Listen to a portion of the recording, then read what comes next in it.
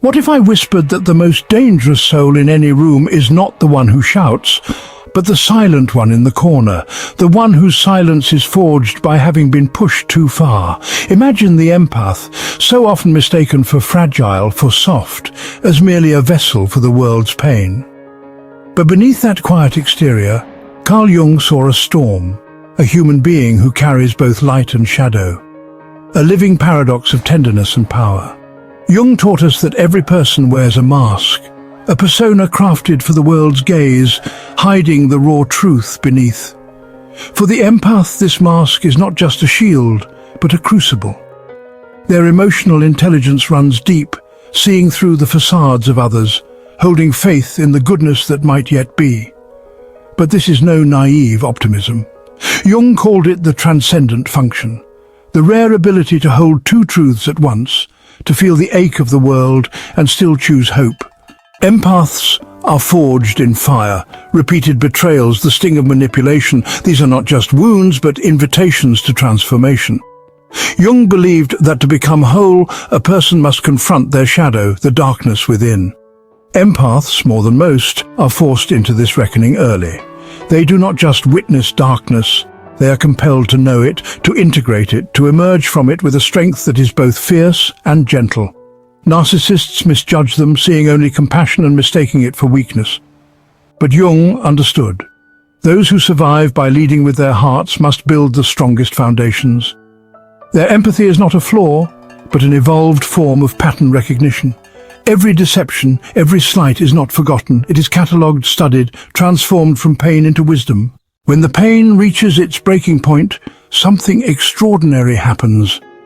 Jung called it the emergence of the self, a psychological rebirth. The empath, once patient, becomes immovable.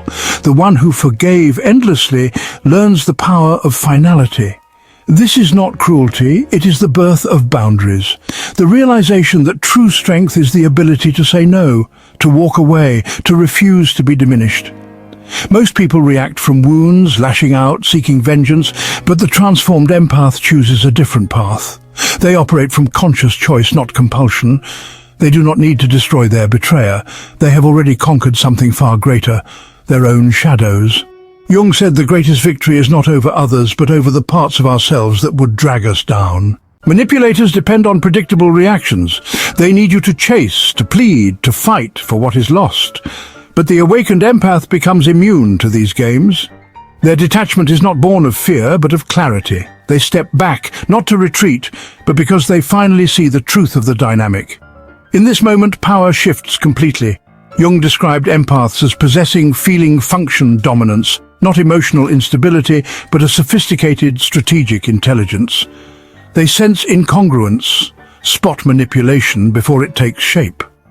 And when this emotional acuity fuses with hard-won wisdom, the empath ceases to be reactive. They become a force of nature, operating from power, not pain. Jung called this the transcendent function, the ability to hold tension without breaking, to respond without bitterness, to become whole in the face of adversity. The empath, having walked through fire, emerges individuated, complete unto themselves. They need no one's validation, no external approval. Their worth is self-evident, their perception unclouded. They are no longer dependent on those who cannot appreciate their depth. And that, perhaps, is the most formidable transformation of all. There comes a moment when the empath, so long a mirror for the world's projections, no longer simply reflects what others cast upon them. Betrayal, repeated and raw, becomes the crucible. Something fundamental shifts. The empath's gaze sharpens, not with malice, but with the unwavering clarity of truth. They no longer absorb dysfunction. They reveal it. They see through the practiced charm, the hollow apologies, the subtle manipulations, and instead of internalizing the chaos, they hold up a mirror polished with honesty. And in that reflection, truth becomes the most devastating force against deception. This is the threshold Jung called the return of the repressed. The moment when suppressed power, long denied, erupts not as rage but as absolute certainty. The empath who once pleaded, explained, and tried to mend what was broken now simply decides. They act without justification, remove themselves without drama. This is not cruelty. It is individuation in motion, the soul reclaiming its boundaries, its right to choose, its sacred autonomy. Jung taught that the shadow is not merely a repository for our darkness, but also for our unlived potential. For empaths, the shadow often hides their ability to say no, to walk away, to be discerning. Betrayal forces them to integrate these hidden powers, to reclaim what was once surrendered for the sake of harmony. This integration doesn't harden them, it refines them. Compassion is not lost, it is elevated. Empathy becomes sacred, offered only where it is honored.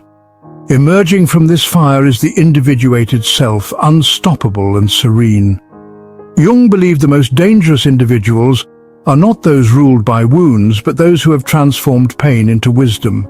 The awakened empath embodies this. They have survived cruelty and manipulation, not as victims, but as refined souls. They recognize deceit not from suspicion, but from hard-earned discernment.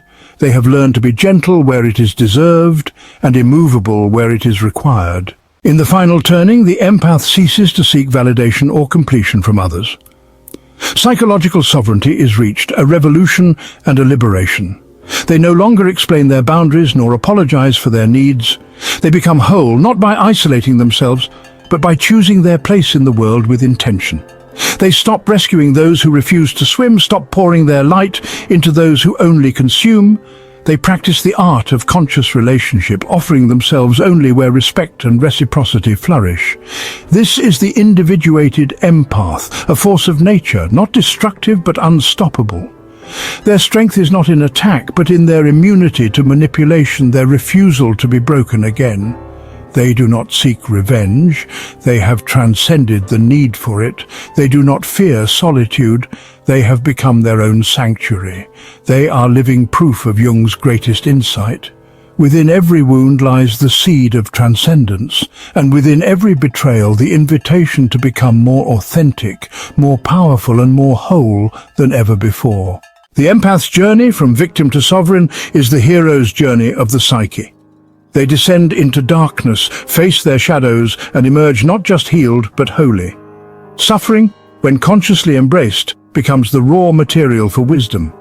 The empath who has walked through fire becomes the light that guides others from their own darkness. This is the quiet, unbreakable strength of one who has learned to transform pain into power, wounds into wisdom, and deepest suffering into the greatest strength.